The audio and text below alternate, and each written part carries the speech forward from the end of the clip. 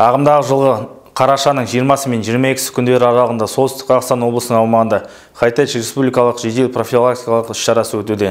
Іс-шараның мақсаттары мен міндеттері: ақпараттандыру және байланыс саласындағы қылмыстарды анықтау, жолын кесу және ашу, сондай-ақ бұрын жасалған интернет ұрлықтар мен интернет алаяқтарды ашу болып табылады.